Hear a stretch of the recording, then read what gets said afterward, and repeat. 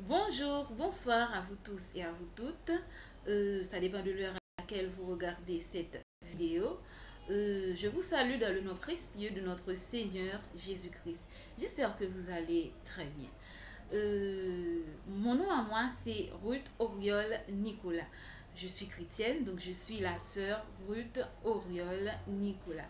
Et c'est ma toute première vidéo sur les réseaux sociaux. Donc je ne vais pas vous dire pour ceux qui ne me connaissaient pas encore, parce que vous ne me connaissez pas encore. C'est une vidéo que Dieu m'a mise en cœur de faire pour partager avec vous mon expérience durant cette période de confinement. Vous n'êtes pas sans savoir que depuis quelques mois, le monde fait face à un fléau. C'est une pandémie du nom de coronavirus ou encore Covid-19 qui nous frappe tous et c'est fort.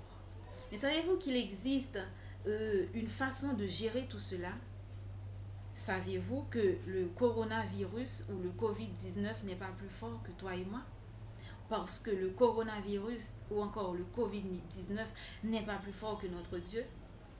Avant de répondre à ces questions, je vais d'abord vous faire quelques petites questions. Avez-vous remarqué que vous remettez toujours à demain ce que vous pouvez faire aujourd'hui?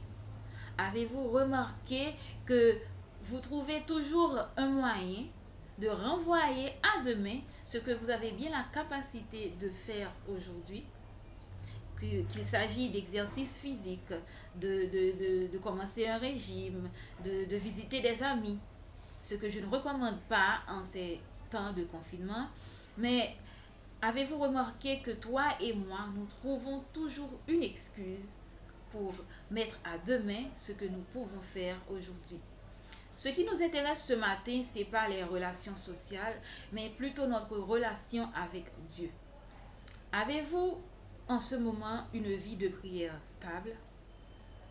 Avez-vous remarqué que en tant que chrétien, vous voulez avoir une relation parfaite avec Dieu, une connexion parfaite avec Dieu. Et nous savons, toi et moi, nous savons bien que cette relation que nous cherchons ou que nous recherchons se trouve dans la prière. Et vous êtes-vous déjà dit que demain, à partir de demain, je vais commencer une période de prière. Je vais commencer à mener une vie de prière équilibrée. Et avez-vous réussi à le faire? Si vous n'avez pas encore réussi à avoir une vie de prière équilibrée, cette vidéo est la vôtre. Nous vivons un moment fort. Ce n'est pas la première fois que le monde vit ce moment, parce qu'il y a toujours eu des pandémies. Mais pour notre génération, c'est notre première pandémie. Et c'est dur, ça nous touche tous. Nous avons tous perdu quelqu'un que nous aimons, quelqu'un que nous connaissions, un membre de notre famille, un ami, quelqu'un de proche, quoi, dans cette pandémie. Et c'est triste. Les gens, il y a des gens qui n'acceptent même pas se faire ou mourir de cette pandémie, du suicide. Et c'est encore plus dur. C'est encore plus difficile à accepter. Mais pourquoi? Pourquoi si nous avons la clé? Pourquoi si nous avons le remède? Pourquoi si nous avons l'antidote? Pourquoi toi et moi, ou les gens qui nous entourent, mourront de cette maladie? Parce qu'il y a deux façons de mourir de cette maladie. Tu peux mourir physiquement, si tu ne respectes pas les règles d'hygiène. Mais tu peux aussi mourir spirituellement ou encore émotionnellement. Donc, ce n'est pas deux façons, c'est plutôt trois façons. Donc, tu vis, tu survis, mais tu ne vis pas. Tu respires pour respirer. Mais la tristesse te ronge tellement que tu désires la mort. Et c'est ce qui amène au suicide. Et pour nous, les chrétiens, durant cette pandémie, nous pouvons mourir spirituellement. Cela veut dire que nous laissons tomber notre relation avec Dieu, nous ne cherchons plus Dieu, nous abandonnons, C'est comme si nous disons que cette pandémie est plus forte que notre Dieu. Je vais vous raconter une histoire que j'ai lue dans le livre de Daniel. C'est l'histoire de 3 jeunes Hébreux, Shadrach, Meshach et Abednego. Ces 3 jeunes Hébreux, à cause de leur foi, s'étaient retrouvés un jour dans une fournaise ardente. Ils étaient dans la fournaise. Tout le monde les voyait dans la fournaise. D'ailleurs, c'est une fournaise qui était chauffée 7 fois de plus que la normale. Ils étaient dans la fournaise. Mais, étaient-ils brûlés par le feu? La Bible nous dit qu'ils n'avaient même pas l'odeur du feu en sortant de la fournaise. Savez-vous que nous sommes dans une fournaise? Mais savez-vous que c'est à nous de décider si nous allons être brûlés par ce feu ou si ce feu ne va même pas nous atteindre le vêtement, quoi, les vêtements? C'est possible. Shadrach l'a fait, Meshach l'a fait, Abednego l'a fait. Avec Dieu, ce même Dieu que nous servons, toi et moi. Plus tard, dans le même livre de Daniel, nous voyons Daniel dans une fosse, au lion. Daniel était dans la fosse avec des lions, de vrais lions. Mais est-ce que Daniel s'est fait dévorer par les lions? Non. Notre Dieu, le Dieu que nous servons, lui qui a le contrôle total sur toute situation, a contrôlé cette situation. Oui, Daniel a été dans la fosse. Mais Daniel était comme un autre lion. Et un lion ne mange pas un autre lion. Dans une fosse au lion. Oui, Dieu a permis que toi et moi, nous nous trouvons dans cette fosse au lion. Dieu l'a permis. Mais ce que Dieu n'a pas permis, c'est que nous nous fassions manger par ces lions.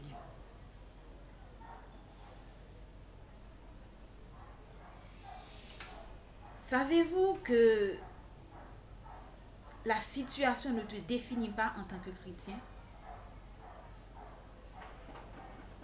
Savez-vous que comme les 3 jeunes Hébreux, nous pouvons marcher dans le feu, nous parler dans le feu,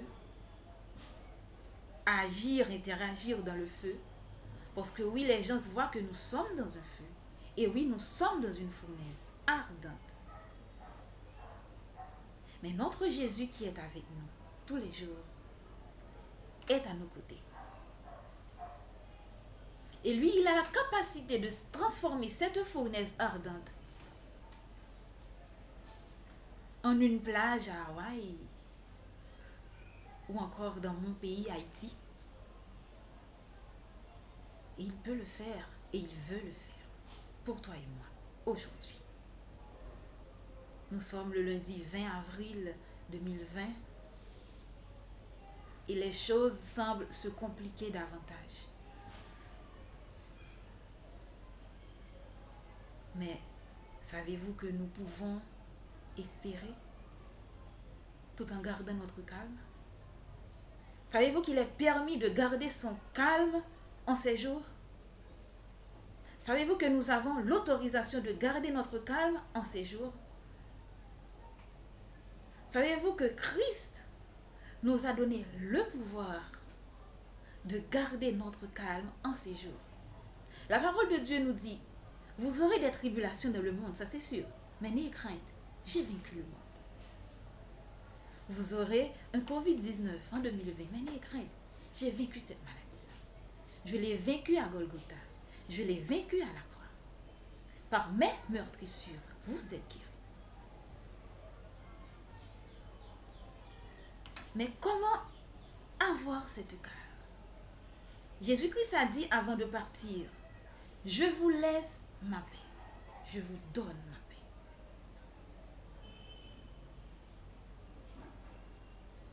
Il veut nous expliquer pourquoi Shadrach, Meshach et Abednego étaient en paix dans la fournaise ardente.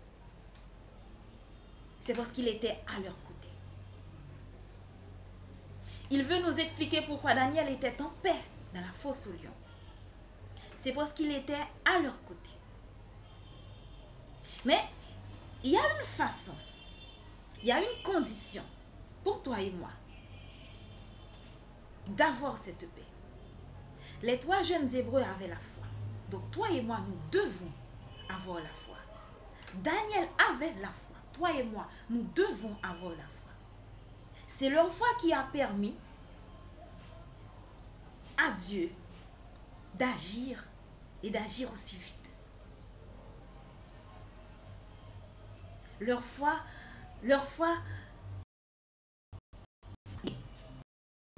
dans cette situation, dans leur situation. Ils étaient dans la fournaise ardente. Bon, je n'étais pas là, mais je peux imaginer un peu, non? Shadrach, tu sens le feu? Non, mais je sens rien. Meshach, tu sens le feu? Non, mais je sens rien. Je me sens bien. Ça fait bien, ça fait bon ici. Je ne sens rien. Ils se parlent entre eux. Ils ne comprennent pas. Mais qu'est-ce qui se passe? Je pense qu'ils ne voyaient même pas Jésus qui était à leur côté. Pendant que le roi, lui, s'est approché, il a vu. Mais vous n'avez pas jeté 3 hommes dans cette fournaise. Moi, je vois 4. Et le 4e, il ressemble à un fils de Dieu. C'est Jésus qui était à leur côté. Mais ils ne le voyaient pas. Tout comme il est à mes côtés. Et à tes côtés. Il est à ma droite, il est à ma gauche. Il est à ma côté. Il est à tes côtés.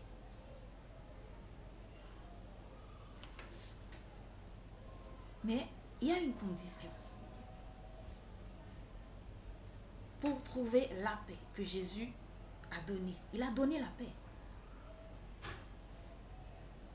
Mais veux-tu avoir cette paix? Il a dit, je vous laisse ma paix. Il a laissé la paix. La paix est là.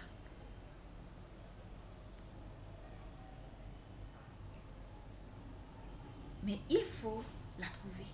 Et comment trouver cette paix? C'est dans la prière. Comment gérer cette situation? C'est dans la prière. C'est la prière qui peut nous amener à gérer cette situation et à garder notre calme. Je suis haïtienne, je vis en Haïti. Je vis à Port-au-Prince. Et dans l'un des quartiers les plus troublants qui existent à Port-au-Prince. Parfois, si ce n'était, mon Dieu, si ce n'était la prière, je ne sais pas ce que j'allais faire. Mais je tiens le coup, grâce à Dieu. Dieu veut agir pour toi et moi. Il veut nous donner cette paix. Il veut nous faire rire en ce moment. Ce n'est pas que nous allons être indifférents, non. Mais il nous faut la joie. Il nous faut la joie pour prier pour ceux qui n'ont pas la foi. Il nous faut la joie pour avoir la foi. Parce que le Saint-Esprit n'agit pas dans la tristesse. Il nous faut la joie pour avoir la foi, pour consolider notre foi et pour permettre à Dieu d'agir pour nous et avec nous. Une vie de prière, c'est la clé. Donc, tout comme j'ai dit tantôt, la relation qui m'intéresse ce matin, c'est notre relation avec Dieu. Ce n'est pas les relations sociales, mais c'est notre relation avec Dieu. Notre vie spirituelle. Toi et moi, beaucoup de fois, nous voulons prier, nous voulons avoir une vie de prière constante. Mais nous n'y arrivons pas. On commence à le faire 2-3 jours et c'est beaucoup trop. On abandonne déjà. Mais nous allons faire ceci. Le monde se donne des challenges. Challenge ci, challenge ça. Mais nous allons nous donner un challenge, toi et moi. Nous allons prendre une semaine durant laquelle nous allons prier 3 fois par jour. Au moins 3 fois par jour. Le matin, à midi et le soir avant de se coucher. Et nous n'allons accepter aucune excuse. pour ne pas accomplir cette promesse que nous nous sommes faite. Nous allons prier au moins 3 fois par jour. Le matin au réveil, à midi et le soir avant de se coucher. Nous allons demander à Dieu de nous faire trouver cette paix qu'il a laissée. Nous n'allons pas demander de nous donner la paix parce qu'il l'a déjà donnée. Nous allons lui demander de nous aider à trouver cette paix. Parce que nous avons besoin de cette paix. Aujourd'hui, oh oui, nous en avons besoin. Nous allons demander à Dieu de nous aider à trouver cette paix. C'est comme un bébé d'un an qui apprend à marcher. Ok? S'il court, il va tomber parce qu'il n'a pas encore l'équilibre. Mais quand il fait ses premiers pas, la famille est heureuse parce qu'il fait ses premiers pas. Et ça, c'est pas important qu'il fasse 3 ou 4 pas et qu'il tombe. L'important, c'est qu'il a fait ses premiers pas, c'est qu'il essaye de marcher. C'est ce que toi et moi, nous allons nous dire ce matin. Nous sommes des bébés qui essayons de marcher. Nous allons essayer de marcher. 2, 3, 4 pas, 5 pas, nous tombons, nous nous relevons. 1, 2, 3, 4 pas. Nous allons faire ça pas à pas. Et vous allez voir comment vous allez réussir à trouver cette paix qui nous manque tellement en ces jours et qui pourtant est là, qui n'attend que nous. Il est là pour nous. Donc nous allons prendre possession de cette paix. Et nous n'allons pas garder seulement pour nous, mais nous allons la partager avec tout le monde. Parce qu'aujourd'hui, tout le monde en a besoin. Qu'il soit riche ou pauvre, blanc ou noir, tout le monde en a besoin. Donc, et c'est tout. J'espère que vous vous êtes retrouvés dans cette vidéo. J'espère que vous avez aimé.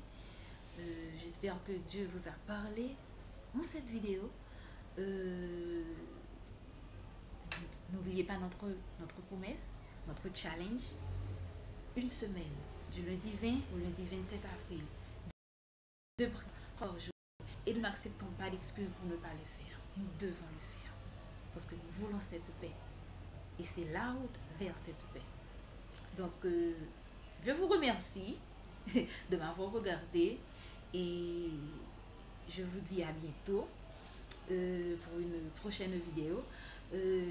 D'ici là, que Dieu vous bénisse, que Dieu vous garde, que Dieu vous comble de joie, de paix, de bonheur, que Dieu vous protège.